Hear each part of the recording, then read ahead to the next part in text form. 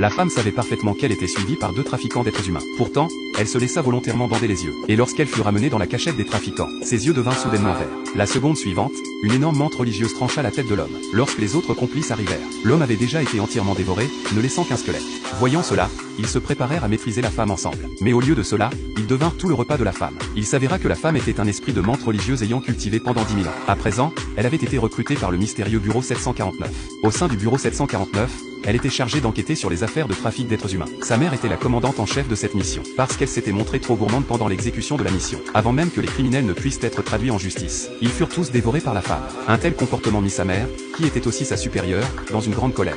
Désormais, le bureau avait émis une nouvelle mission. Cette mission exigeait que la femme se déguise en étudiante pour enquêter sur des cas de trafic d'étudiantes. Afin d'empêcher sa fille gourmande de se transformer imprudemment et de compromettre l'enquête, sa mère scella la majeure partie de son pouvoir magique dans sa ceinture. Par la suite, la femme se déguisa en étudiante et se rendit sur le campus. À peine arrivée, elle fut arrêtée par deux voyous. Les deux hommes commencèrent à la peloter. Alors qu'ils s'apprêtaient à défaire la ceinture de la femme, un jeune homme apparut juste à temps, jouant le rôle du héros sauveur. Le jeune homme leur lança un regard, et les deux voyous abandonnèrent aussitôt leurs menaces et s'enfuirent paniqués. C'est précisément cet acte convaincant qui fit naître chez la femme des sentiments pour le jeune homme. Elle ignorait toutefois que ce dernier était en réalité le chef du réseau de trafic d'étudiantes sur le campus. Après plusieurs mois d'interaction entre la femme et le jeune homme, tous deux finirent par entretenir une relation amoureuse. Un jour, le jeune homme voulut emmener la femme rencontrer ses parents à la campagne. La femme, sans trop réfléchir, accepta. Mais elle ignorait que le village natal du jeune homme était en réalité le repère des trafiquants d'étudiantes. Lorsque la femme et le jeune homme descendirent de la voiture et entrèrent dans le village, la femme sentit immédiatement que quelque chose n'allait pas. Dans ce vaste village, on ne voyait aucune femme. Bientôt, la femme remarqua quelqu'un qui pleurait à l'intérieur d'un fourgon. Le jeune homme expliqua que le véhicule appartenait à son oncle.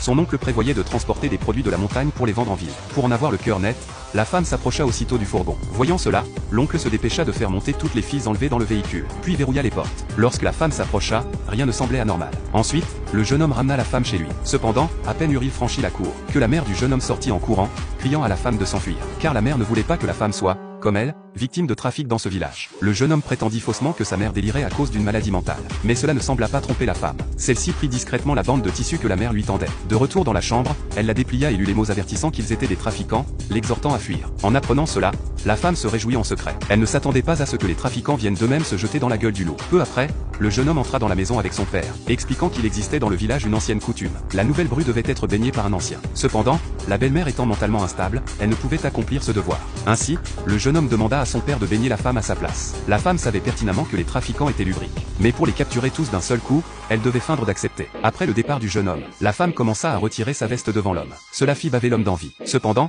la ceinture avait été scellée par sa mère et ne pouvait être détachée d'elle-même. Alors la femme invita l'homme à lui défaire la ceinture, sans se douter qu'il allait bientôt le regretter amèrement.